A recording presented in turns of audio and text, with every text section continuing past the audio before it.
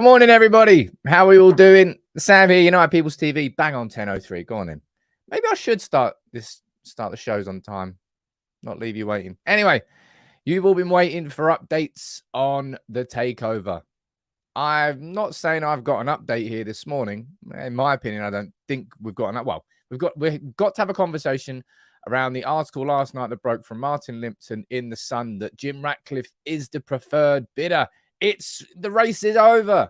Yeah, put the handbrake on here, people. That's what we're going to be discussing here this morning. I'm going to run through the article and run through my my concerns around the credibility of the story. Now, I can't completely dismiss it, but I will run through it and explain it all with you this morning. That's what we do here on United People's TV. It's not just about the headlines. It's about, doing a little bit of responsible reporting and diving into it a little bit and not just shouting from the rooftops about the headline. That's what we do here. Going to run through separate reports around the Qatari bid with ESPN saying that ex-legends are getting positions and roles in the club. Weird. Having a conversation around that. Also having a conversation around Mateo Kovacic this morning after Jacob Steinberg from The Guardian said that Chelsea are ready to offload him. Now, that's an interesting conversation. Genuine. I think so anyway. We'll speak about him. We'll speak about Real Madrid wanting Mbappe, the players being back in training. It's going to be a busy and important show. So I'm going to involve as many of you as I possibly can throughout the whole thing. But good morning to all of you. Who's down here? We've got Nick here. Good morning to you. We've got Alex. We've got Simon. We've got Kieran. We've got Garlic Bread Man. Yeah, we go. Haley, I can see you there. Ant, you're there as well. Josh, T, you're in the house. Matt Bird, I can see you there. Sigmund, Kevin. We've got different Kevins, multiple Kevins. We've got Nelson Montana on Facebook. Debbie Hins on Facebook. Good morning to you as well. We've got Richavo. We've got Xavier. Good morning to all of you. Let me just get this up here quickly so I can see what everyone's saying. Oh, shit. I've made myself full screen. Oh, let me stop that. Whoa, look at that. Look at that for a start to the show. Nick Cavros. My guy, how you doing, man? I'll tell you what, instead of... Everybody check out the new Gongshi emoji. You do on YouTube anyway. We got a Gongshi emoji. Mate, the first of the custom emojis. Big up to you, my friend. Pillboy, I see you there joining as a member as well. Let's go through this article, okay? Because everybody's speaking about it. Everyone's speaking about it.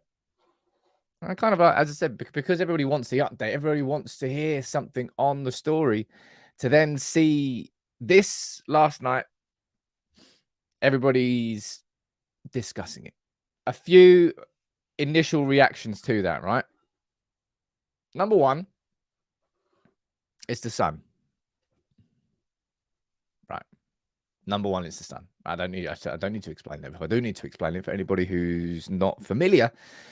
They are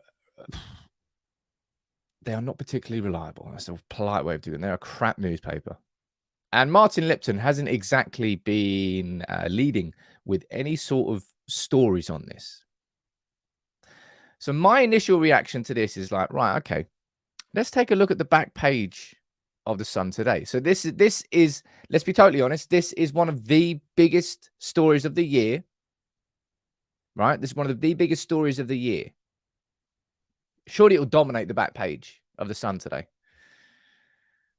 No, the back page is all about Declan Rice and some sort of transfer war. Oh, look, there's a bit on Danny Dyer there. What's that? In the top left? Oh, yeah. It's a little smidge. There's nearly as much space for Danny Dyer's face on this back page as there is for what would be one of the biggest stories of the year, which concerns me. So I spoke to Ben. You know full well that me and Ben have been speaking throughout this entire process, and he said that as of this morning, there's nothing from Ineos and there's nothing from Jassim either in this sense. So if Martin Lipton does have this exclusive, then he's got the exclusive himself. Now, he could well have sources that are, I don't know, that no one else has. It's not impossible. And this is what I mean about the fact that we've got to have a conversation around it, because Martin Lipton here, this is his LinkedIn page. You go down here and you see what he's been. He's been at the Sun for 8 years. He's also worked for PA previously, Press Association, Daily Mail. He's been a football reporter for, in the region of 30 years. So that's why we're having a discussion about it this morning. I would question the validity of it, right? But let's read through what the article says first, and then we can discuss it down here in the comments, as we always do as a community. This is what he says. Let's zoom out a little bit. Right. The Glazers are finally ready to sell United, with Sir Jim Ratcliffe being the preferred bidder. Ratcliffe has been engaged, we know, in a bidding war, blah, blah, blah. Huge complication over the 5-month process, which has seen 3 rounds of bidding, was the growing desire by Jordan Avram to remain at the club. With the Glazers' chosen deal makers, the US-based Rain Group, expected to confirm the winning bid within days, Sunsport understands that Ratcliffe is the preferred partner. So, yeah, if this is correct, and we're speaking of hypotheticals here, of course, because this is all speculation. This is all a case of, unfortunately, United fans are being left to who do we trust, who do we not trust? And for a lot of United fans, if it's something that they want to believe in, then they'll believe it. If it's something they don't want to believe in, then they won't want to believe it. Michael, you're saying that it's the same old shite, then this feels like that. That's why I titled the video, there's a word of warning. That's why I said it's initial claims. I'm not selling this as the be all and end all, because it's not from a journalist who I feel has been hot on this throughout the entire process. And yeah, that back page of the Sun, it's like you would have that all over that back page, all over it. Martin Lipton's not even tweeted about it. But the fact that he's been in the industry for 30 years means it led to this conversation. So the report there saying that there's going to be a confirmation of the winning bid within days. That's a Fabrizio Romano remark there. Within days. I mean, how many days? Doesn't actually say how many days. So technically, within days could be correct to involve the next 365 days. It's funny. What are you saying down here in the comments? Robert, you're saying, I've always thought the Glazers will take the most money available and go leech off some. Well, we know that. We absolutely know that's going to be the case. That's not rocket science. Unfortunately, we know the Glazers' character. We know who they are. At this moment in time, my instinct to tell you is that hold your horses. Adam, you're talking about the Express also said yesterday. Oh yeah, let me pull that article up here. I saw quite a few people talking about this. This one was absolute madness. Where is it? You see how bad the Express website is. But fun fact, I've learned now, when cookies pop up on the website and sometimes you just go, save and exit. Done. Nah. Go through there, reject them all, and then these news websites are significantly easier because you haven't got 49 pop-ups. Fun fact. Where is it down here? Oh, God. Where is it? Football. Should probably got this article ready. This is why you got to prepare. It takes me. Oh, there you go. No, that's not it there. Not it there. I think the article semi-disappeared. Anyway, the Express released an article yesterday saying that it was a Qatari, that the Qatari bid from Sheikh Jassim was the preferred bidder, but it was based on, it was like an opinion article that was then taken to Doha News, and that was based on an opinion and nothing more. What my instinct on this is this. Now, I could be wrong, right? I could be wrong, but you got to try and trust your instincts, right? My instinct is that Martin Lipton has jumped first, because that's going to count. I mean, unfortunately, in the world of journalism these days, for a lot of people, it's almost more important to be first than it is to be correct, which leads into hysteria, which leads into the hype, when that's just like, I know that's the industry, because I ran the People's Person as a website for 10 years. It was my job. And I knew we had to be first to the headline. Otherwise, somebody would read it somewhere else. And you might not like it, but that is what the industry is. So it feels here that Martin Lipton, I'm not saying he's putting it out of thin air. I'm sure he's being told this information, but he's decided to go with it first before anybody else has, like James Ducker or David Ornstein or any other journalist who's been following and tracking this story from the beginning. Martin Lipton's gone first, and we're not hearing it from anywhere else. You'd imagine, certainly because that story went out last night. It's been 12 hours since that story went out. You would imagine there will be somebody else who jumped on it, but it's only Martin Lipton at this point. And that's why I said that the word of warning about these reports. Now, it may well end up being Jim Ratcliffe. And yesterday I did this video. It was an interview with Luke Entwistle, who is the senior editor at Get French Football News, because I wanted to speak to him in more detail about the Jim Ratcliffe and Ineos ownership of Nice. And if you want to know more information about it, I would encourage you to go and listen to it. It's only a 20, 25-minute interview, but it was really insightful because if you look at the table there, you see where Nice are. They're in 8th position. They're having a massively mixed season. They had a pretty awful summer. And I wanted to speak to Luke about it. I said, what have Ineos got right there? And what have Ineos got wrong? And to give you the main point from the interview, it was this. It was just like when Ineos came in, they decided to keep a lot of the structure that pre-existed. They didn't really make too many changes. And in the goodness of time, that proved to be a massive problem.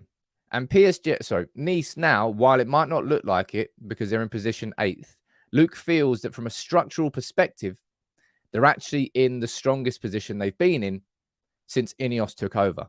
Like this summer, I think they lost their manager and they lost their sporting director, all very close to the start of the window. They drafted somebody in, can't remember his name, to come and do a job in the summer, and they went a bit mad. They got like Aaron Ramsey. They got, who else they get? Ross Barkley, loads of like old ex-Prem players. That wasn't really a very good model for the transfer market, and it didn't work. But Nice now, with everything, with the new president they got there, with the new people behind the scenes, he's saying, Luke is saying that Nice is actually in its strongest position to kick on from this point. This season is bad, yes, but they're in their strongest position. Now, it's taken a few years of mistakes by Ineos to reach this point. I would imagine, hypothetically, right here, of course, if Ineos were to take over at Manchester United, they wouldn't afford those same mistakes because there's definitely been a learning process that's gone on at Nice. And that's why I did that interview. I think you will enjoy it. I can see there's plenty of gongshis down in the comments now. This is why we added the gong. I can't wait to release all of the new emojis, man. I've got so many cool ones. I'll show you some more in a minute, actually. Oh, look at that. We've got it's the man that it's named after, Gungshi, and JVD as well. 2 absolute legends of the channel. There you go, lads. There's 1. And there's 2. Mate, Gongshi's all over the comments. I can't wait to release these. Let me try and pull some up now. I'll pull up another really cool one. So we've got 20 that have been. They're all getting hand drawn. It's all getting done really professionally. That's probably the way I would describe it. Let me see if I can show you a couple more. That's a good one. I think you'll enjoy that one. Let me open this. What other one do I want to show you? No, I'll show you this one. You like this one? Right, you ready for this? Let's pull this up. This is another one that's coming as well. Wait. Yeah, look at that. Look at Fergie. Fergie's got his... That's probably going to be you at 10:01 doing that. Look at that. He's even got his UPTV badge on. Yeah, can't wait to release these. These are wicked. But that's going to be one of the second ones. So we've got the Gongshi. Got Fergie there. I can't remember what other ones I showed you. There's loads of them. Look at Fergie there. Sam, what are you doing, man? It's 10:02. Where are you, you scumbag? Where are you? Let's call one now. But yeah, soon enough, there's going to be 30 of those released. All right. All different things, covering everything. It's my way of giving back to the members and giving members a little bit more as a membership perk, because that's something I really want to focus on these next couple of months. But yeah, back to the story that we're talking about there. Martin Lipton's jumped first. My instinct here is that don't see that as gospel. Don't all of a sudden now just be like, blah, blah, blah, blah, blah. Just let it play out. That's why I wanted to, that's what I wanted to do with this video this morning. All right. There's a super chat there that's been sent in by somebody. Let me read this out. V33, how you doing, buddy? Thanks for sending this in. Jim Ratcliffe is 70, has 2 sons. Do you see longevity with Jim Ratcliffe, or when handed over to his sons, it becomes a Glazers 2.0? Qatar ownership for longevity. I mean, anything you can apply there about Jim Ratcliffe, you can apply it to the Qatari bit as well. No one's even seen Sheikh Jassim. We're going by a picture. Yes, he's got age on his hands, so technically it shouldn't be shifting out of his control for a while. But that's what I did on my pros and cons video, man. Pretty much, there are concerns that you can have for both of them. They're really, and people keep trying to tell me, it's like, Sam, which do you prefer? Which do you prefer? Which do you prefer? And honestly, I keep chopping. It's not that I keep chopping and changing between them, but the negatives of one bid pull me to one side on one day, and then the next day, all of a sudden, I'm getting dragged to the other side because there are cons to both of them. And I just do not think there is an absolute standout bid. We've got to get in bed with a devil. We've just got to choose which one it's going to be. And that's an unfortunate truth. Really is. But yeah, this article, there was a separate article yesterday that came out. And this is equally as concerning, really, if I'm being completely honest. The whole 9-2 Foundation has been very well, up until a certain point, has been very carefully calculated. They hired the same, remember this at the start, they hired the same PR firm that had been working previously with the Premier League, because Premier League cut ties with that firm as soon as they found out that they were helping the Qataris with Sheikh Jassim with their potential bid to buy Manchester United.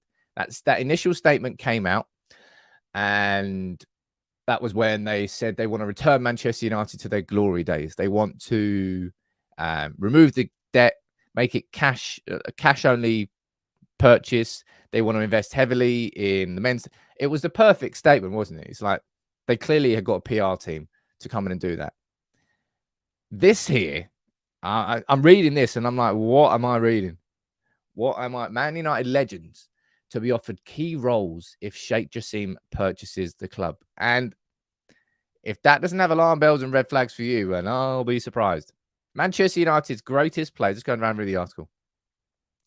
Manchester United's greatest players from Fergie's most successful teams will be offered the chance to return to Old Trafford in prominent roles if Sheikh Jassim is successful. Such a move would open the door for high-profile players from United's 99 treble winners, including Gary Neville and Paul Scholes, and leading figures from 2008 to represent the club at various levels. Now, I'm not saying that there isn't a position for former players to come back into Manchester United and help the club. I think Bayern Munich have got probably the best model of it in terms of how influential and how powerful their former players are, because it's always built into the structure of their club. However,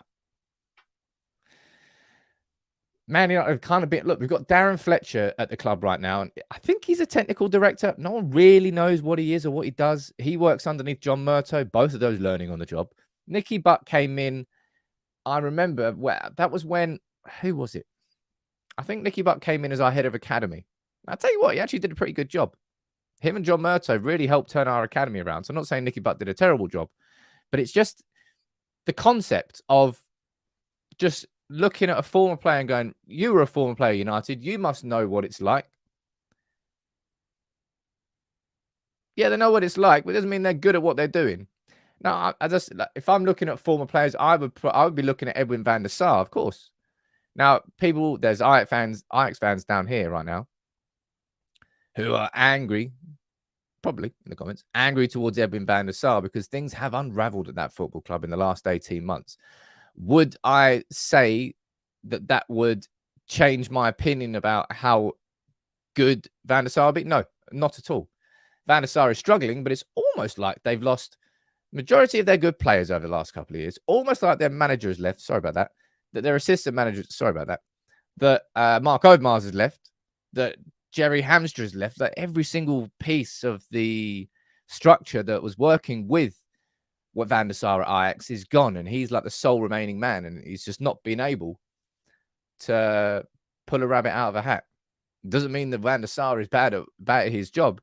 It does mean that the relationship between Ajax fans and Van der Sar is souring, because it's what happens in football, man.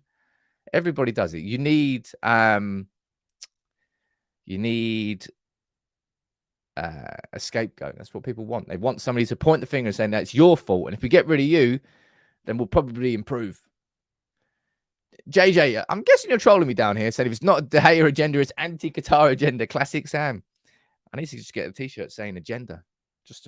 That would be a terrible t-shirt. Be quite funny, though. Be quite funny. A little bit funny. Not that funny.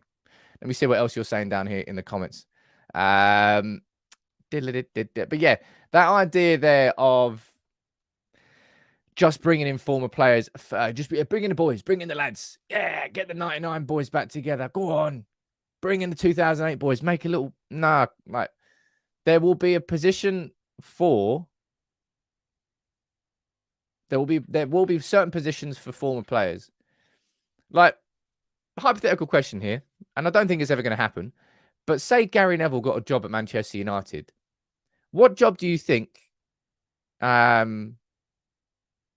what job do you think he would actually be good at? I'll tell you who would be an amazing sporting director at Manchester United. Maybe not sporting director, but in Ole Gunnar Solskjaer would. I don't know what the specific role would be at Manchester United, but there would definitely be a position for Ole Gunnar Solskjaer. I'm not saying like in terms of running he's like the ultimate cheerleader. And I don't mean that in a disrespectful way, but in terms of the culture of yeah, man, I reckon there'll be a position for Solskjaer. Gary Neville on marketing. It'd be boring at that. John Hammond, toilet attendant. Very nice. People are talking about bringing David Beckham back in. Like, guys, you do realize that David Beckham owns a football club out in America. I think he's a bit busy. I think he's a little bit busy. I'm not sure. But maybe he'd come in and be like a PR guy for, I mean, I'm guessing he's a club ambassador. Like every good former United player is pretty much an ambassador of the club. And it can be like a lifelong career out of it. Like, seriously. I don't think Beckham's coming anywhere near. And definitely not as a sporting director. Roy Keane on security. Yeah, just throw it in the comments. We'll choose some of the funny ones. Former players that you think could do jobs at Manchester United. Roy Keane coming in as security. Rio Ferdinand coming in as a defensive coach. Does he have his coaching badges? I don't know whether Rio's got any coaching badges. I think he just went straight into punditry. Not sure though. Robert, you're saying Roy Keane isn't an ambassador? No, Roy Keane. Let's be honest, he didn't leave the club in the best of ways. It was a fractured relationship between him and Fergie, and it was a bad exit for him. It was. But I'm saying players that like Park Ji-sung, he's definitely an ambassador of the club. And Patrice Evra, I think he is. You got back in the day, you got Dennis Irwin still around there. You got Gary Pallister, Steve Bruce. I imagine he's there and thereabouts as well. Bebe is a street sweeper. Ooh, dark. Stan Vidic is security. No one's getting in there. Rob Taylor, Phil Jones is fitness coach. Look, if you don't laugh about it, you will cry about Phil Jones. He's definitely going to be leaving in the summer. Schmeichel is disciplinary coach. I'm not sure. Is that the same Schmeichel that decided to go and play for Man City? I'm not sure. Not much of a discipline there. Cantona and crowd control. That's a good one. I like that one. We need Patrice Evra for social media. Hell no. Otherwise, we'll all start eating raw chicken. I like chicken. I like it cooked. I'll never forget that video. That was one of the... Did he ever explain why he did that video? Just sat there and just chewed on a raw chicken. That was weird. That was weird. Super chat there from the big man himself, Garlic Bread Man. How you doing? Thank you very much, dude. You're saying bit surprised with the lack of concern about how Qatar would run the club, considering the clown show going on at PSG. A volatile hierarchy with a very concerning buy all shiny things policy reminds me very strongly of Woodward. Yes, I think everybody should have concerns around that, Garlic Bread Man. Garlic Bread Man. I want some garlic bread now.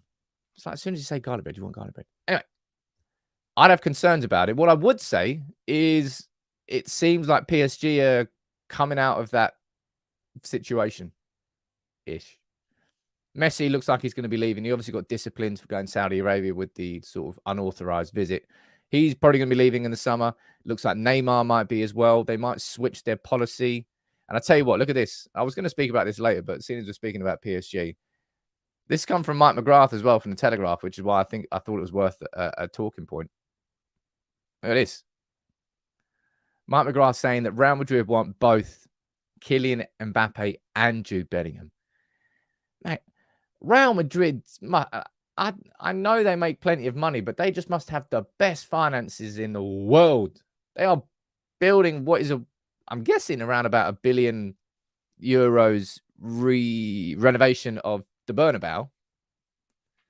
They're they're going to sign Jude Bellingham. Well, according to reports, they're close to agreeing a deal to sign Jude Bellingham. Now they're going to go and get Mbappe. Remember, what was it? How much did they offer for Mbappe when he had was he a 1 year on left on his deal or something like that? It was way over 100 mil, and they turned it down, and then Mbappe signed that new contract. But can you imagine? Real Madrid signed Mbappe and Bellingham. That club really is just in its own, I don't know, just its own sphere almost. You just look on, you go, how am I supposed to compete with that? How? Imagine that. But yeah, it sounds like PSG might be moving slightly away from that model of big names. But yeah, there's definitely concerns I would have. I'd have concern. I'm telling you, this is what I said, and I will maintain this whole way through. Both of these owners, I would look at, and I would have concerns, different concerns in different ways. But there's not, I wouldn't have an owner where I'd be like, that's it. It's all done. It's all sorted. Everything's perfect. Not in the slightest. There will be so many questions that I would ask about both of them if they were successful in taking over. Jay Shaw Patel saying, it was TV agenda. 18 questions with GV. Don't know who GV is. Don't know who GV. Who's GV? Who's GV? Yeah, you're all saying like 150, 180 million. Jeez, that is a lot of money for Mbappe when he had, what was it, 1 year left on his deal? It might even have been a little bit less than that. I think it was about that, though. See what you're saying down here. Oh, look at that. Well, that's timing, isn't it? We may as well bring that bad boy up. All right. I've just mentioned it there. Live and direct. Whee! Look at that. Jude Bellingham has accepted all the terms to join Real Madrid. So not only have they got Tchouaméni, Camavinga, by the way, he was great to watch against City, wasn't he? Started in left back, then kind of went into midfield. Great little player. Anyway, got those. Got Valverde. They're going to get Bellingham. They've already got Vinicius Jr. And now you're going to add in maybe Mbappe too? Bastards. Brian, thank you very much for letting me know there. Yes. Sometimes you're all helpful in the comments. Sometimes. Not all the time. Alan, you're saying, what's your preference on funds without takeover this year? I'm not sure what you mean with that, Alan. Man United funds with or without a takeover this year, in terms of, I think it's gonna be quite similar. Like, if the Qatari bid wins us. If the Qatari bid is successful, our summer budget's not going to go up by 200 million. If Ratcliffe's successful, it's not going to go up by 200 million. It's going to be pretty level, regardless of who our new owner is, because we are held by these new FFP restrictions, which are coming into play. You might laugh about it and say it didn't stop City, it didn't stop PSG. It's a new set of restrictions that cap or how much you can spend on your wages compared to how much your turnover is. It can't reach a certain percentage. I think this year it's 90%. And because we've lost 200 million as a business, because the Glazers have run us into the ground, COVID, quite a few contributing factors. That's why our spending, we know this summer, 100 mil we've got for a striker. Cool. The rest of it got to come through player sales. That's why it's so important that we shift all the likes of Maguire, my opinion, Van der Beek, McTominay, my opinion, Martial, my opinion, Tellez, Tuanzebe, Jones, Williams. There's 8. It's probably more as well. We should be able to make easily 100 million from player sales, which we can then put straight back in to another player or two. And I'm going to be speaking about a player next, because this is definitely an interesting conversation to have. I can see plenty of gongshis in the comments, which can only mean, Nathan, you just gifted 5 again. And Nathan and John. Legends. What a community. What a community. Tell you what, don't know why I put my finger so close to the camera there. I'm getting far closer now to the new software. That's something that really I've been working on for a long old time. The new software, when it comes here, this whole live show is going to be elevated massively. Going to be doing so many more engaging things. Maybe you can have a phone in. Maybe you can do on-screen polls. Maybe you can do so much more stuff. Alex, you gifted 5 as well. Sorry, dude. I didn't see that, man. That's my bad. Surprised I've not broken this yet. Or maybe I have broken it. To be fair, does look a little bit broken.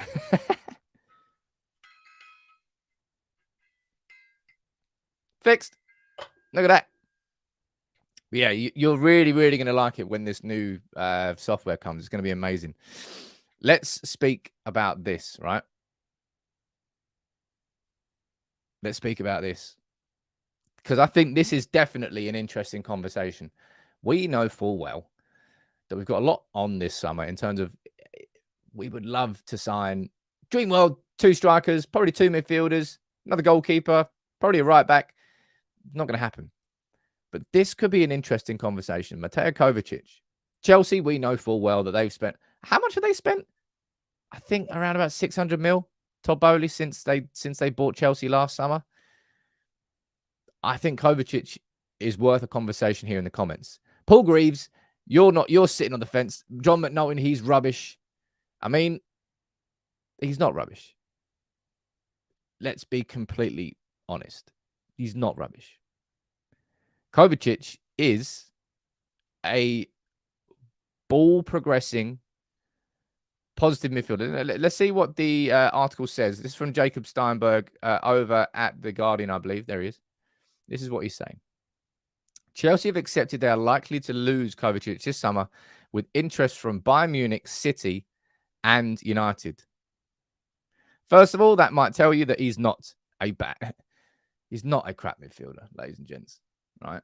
For anybody who wants to come in here and shout that in the comments, come on. Let's be silly. Let's not be silly.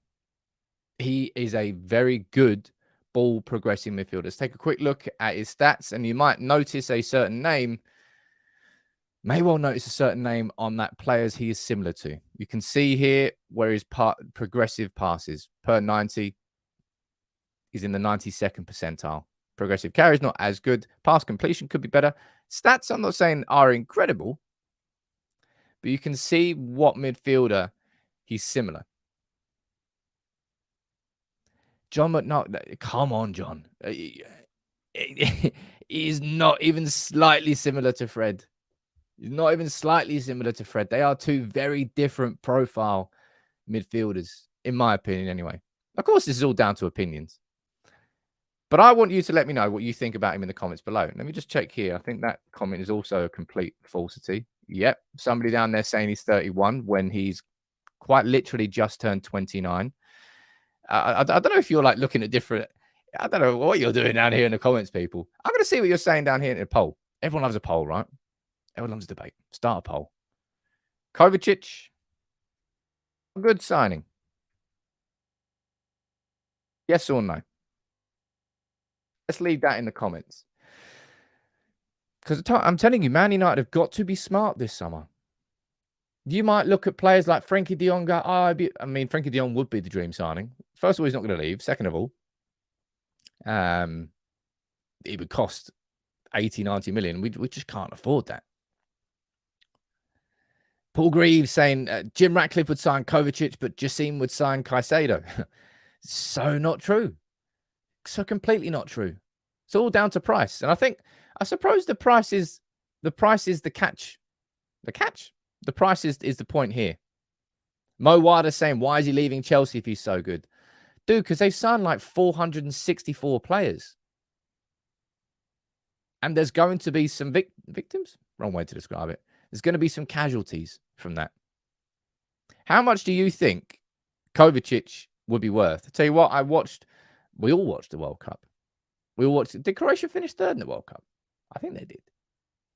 Well, it wasn't far off third. How much do you think he would be worth if he was to be sold? So he's got 1 year left on his deal, his contract. So Chelsea, that's why Chelsea are going to be looking to sell him, probably sell Mason Mount as well, because they don't want to be losing players for free. Given how much they've spent, losing players and free transfers, they can't afford to do it. So they're going to have to sell him, which should in itself give United a little bit of an advantage if they were to go after him. Let me see what you're saying down here in the comments. 30, 35 mil, 1 year contract, 30 to 40. Brian, you're saying 30. Mark, you're saying 40, 45. 35, said Mr. Anderson. Jane Smith, you're going 15 mil. What, you can buy 3 Kovacic's for one Anthony Gordon?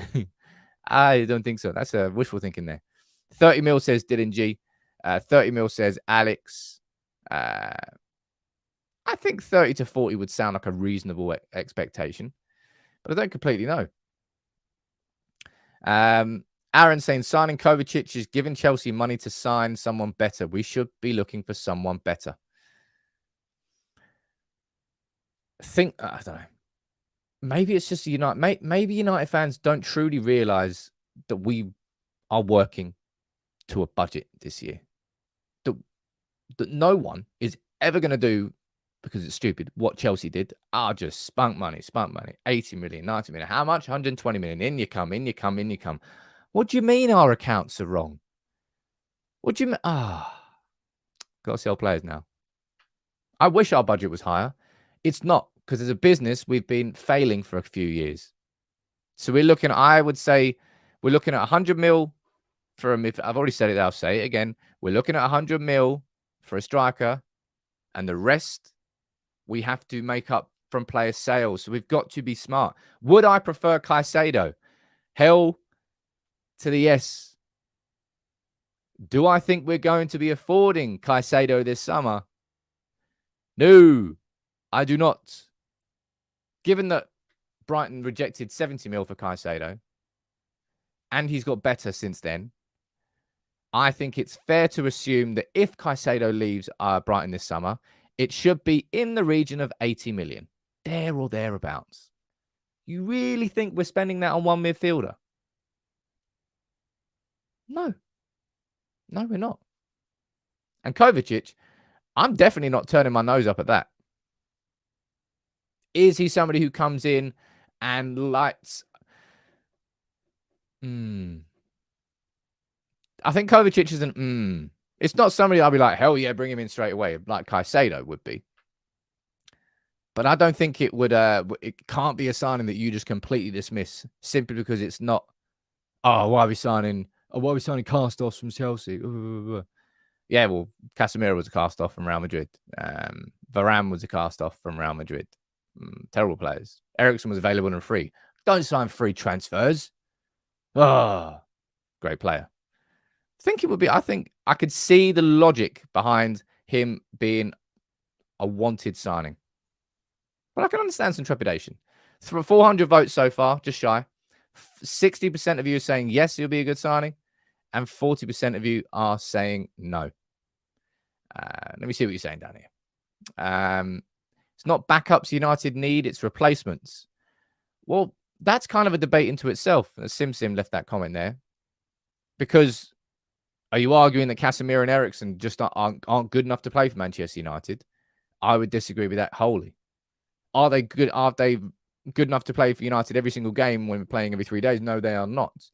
So therefore, we need players who are on the same level as Casemiro and Eriksen. It's not like when we It's not like prior to signing both of those, we're looking at Fred and McTominay going, oh my God, our midfield is so bad.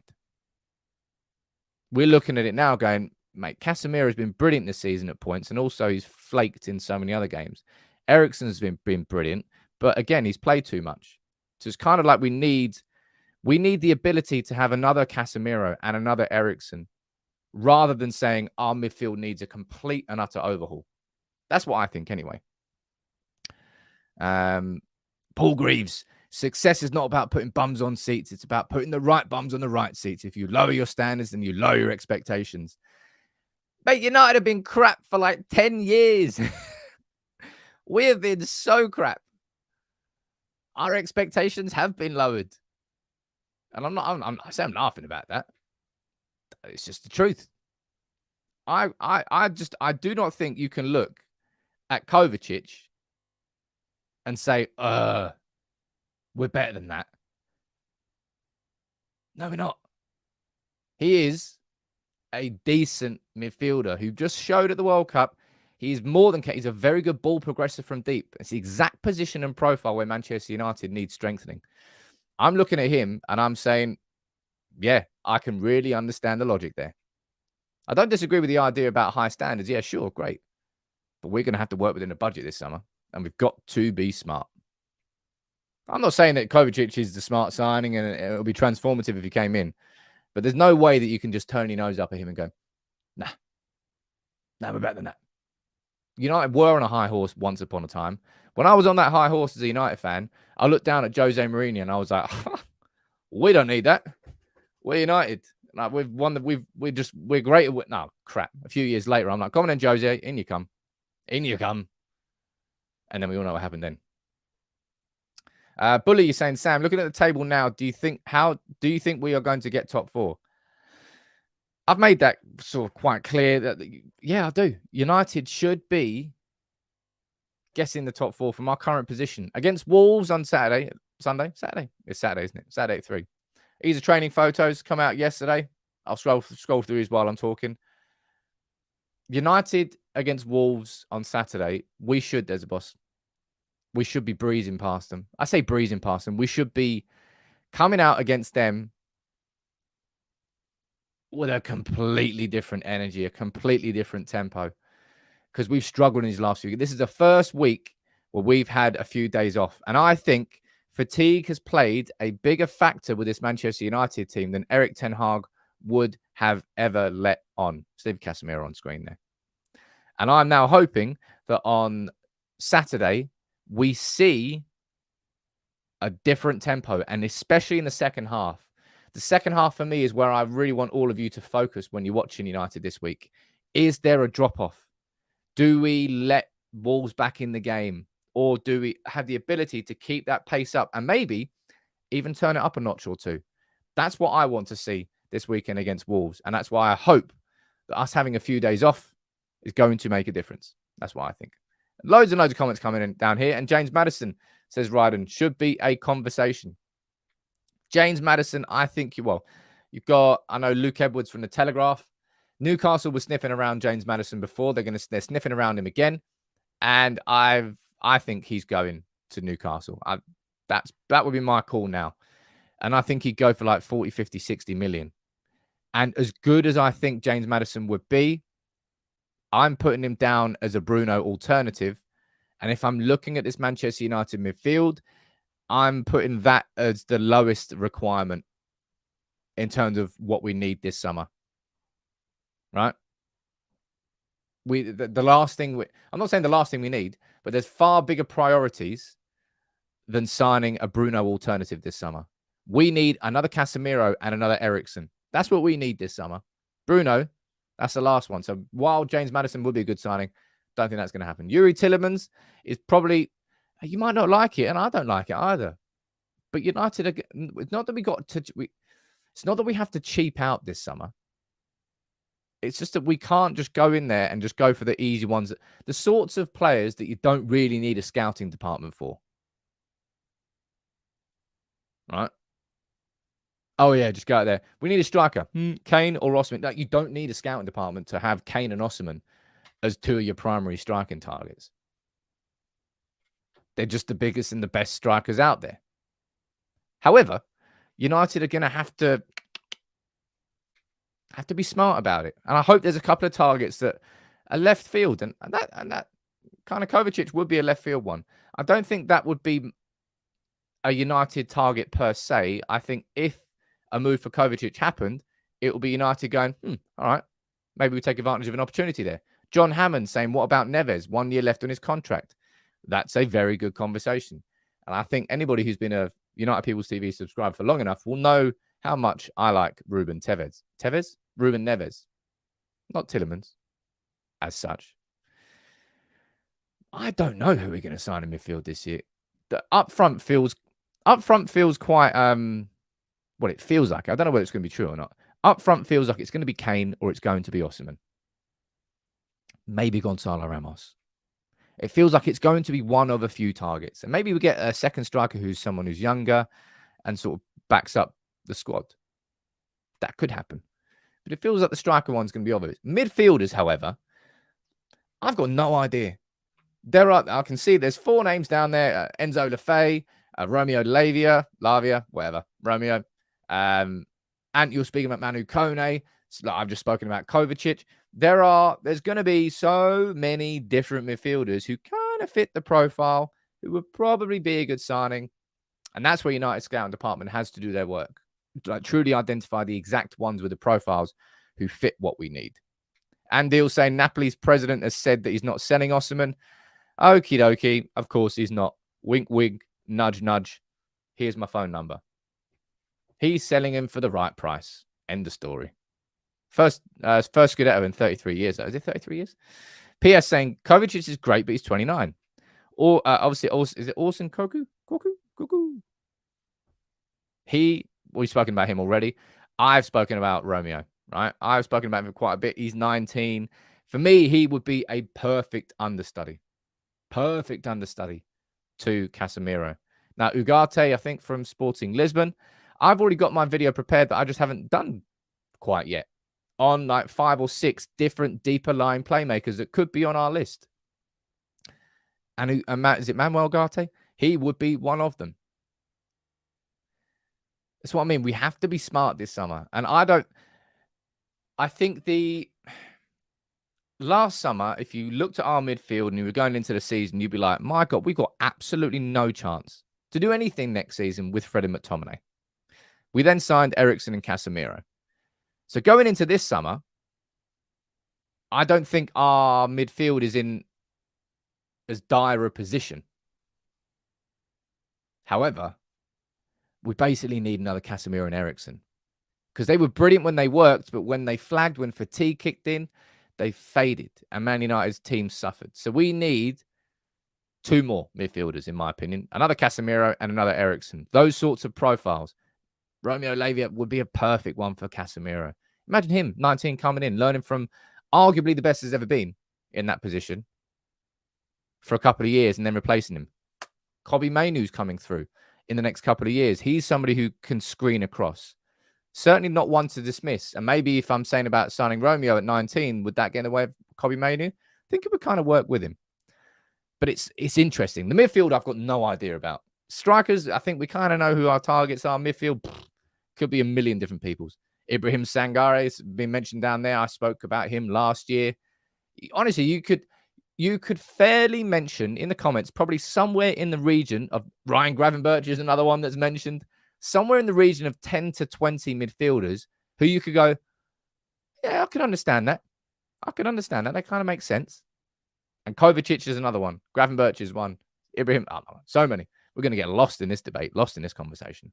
But to go back to the main headline from the show, right, before we finish up today, this is a story that's catching the attention of everybody. From The Sun, from Martin Lipton, that Jim Ratcliffe is the preferred bidder. Exclusive. Now, as I said, I've spoken to Ben Jacobs already, and he's saying that at this moment in time, there's nothing that's being said from the Ineos side of things or the 9-2 Foundation side of things in terms of a preferred bidder. Because it'll be Manchester United who find out about it first from the Rain Group. Well, it would be, yeah, of course it would, because of the Glazers. And then it will funnel down into the 2 the two groups who want to buy it. At this moment in time, there's no one's hearing anything. So either Martin Lipton has got some extremely good sources, or he's kind of jumped the gun. I imagine he's jumped the gun. That's what my instinct is saying. I can't dismiss him and say, mate, this is an established journalist who's been there for 30 years. Doesn't mean that he's right. Doesn't mean that he's wrong. But it's just something worth considering. And that's what I wanted to do. As I said, I led with the story of the show and I put a word of warning at the end. And I hope I've explained it. I hope that I have. Last minute or two of the show, you know what to do. Fire in any questions you want. I'll try and answer them as much as I possibly can. What I will say here is I recommend you enter this raffle because not that many people have entered this month. So you've got a pretty damn good chance of winning it. It's only £1 per ticket and you can win 500 quid cash. We've done a PS5. That was one. We've done an Xbox Series X. Big up to Anthony. I sent the picture into the members chat yesterday or the day before. Anthony holding his Xbox Series X. And this month, we've kept it nice and simple. Just straight 500 quid cash, which could help you with whatever you want to do. Lots of you speaking about that. It is the sun, man. That's exactly why I'm not saying race over. The Glazers have sold to Jim Ratcliffe. This is the first person to sort of poke their head above the precipice. Precipice? I think I know what I'm trying to say. And sort of say something. Because remember that sometimes being first is more important than being correct in this day of journalism. It's true. Reese, you're saying just got tickets for the game on Saturday. I hope you're a good omen there, Reese. Because if you're not, you can never go to a game again. Jonesy's saying, in regards to FFP, what do we need to reduce the wage bill by? I know it's 90%. What does that translate to? Jonesy, I'm going to be doing some proper research into that. I don't just want to say the numbers off the top of my head. I know we've got to reduce it by a certain amount, but we did just take Ronaldo's wages off the bill, which I don't know what is a percentage of our overall wage bill, but it was an absolute wedge. If you take Ronaldo's off, Phil Jones is going off, and Twanzebe's going off. That in itself is probably around $250,000 a week. Plus De Gea's reduced terms. That's going to take another. Like Man United's wages are going to be going down significantly. Without parapet, I said precipice. That's what I mean. That's called a Samism. I know what I'm trying to say, but different words come out of my mouth. It's weird. It's really, really weird. And you're saying, what? Any news on a new shirt sponsor? That could be pivotal for transfer. That's a good question there. Nothing there, but I'll tell you what I do want to put up here. We put this out yesterday. Big up to Ollie, by the way. Ollie's come in and he's now helping with graphics and designs on the page for all the accounts. And he put this out yesterday, and it's got an interesting response, I think. So this has been sort of leaked as a potential, was it third kit for next year? And I think it's fair to say not everyone's happy with it. I'll be honest, I'm looking at it going,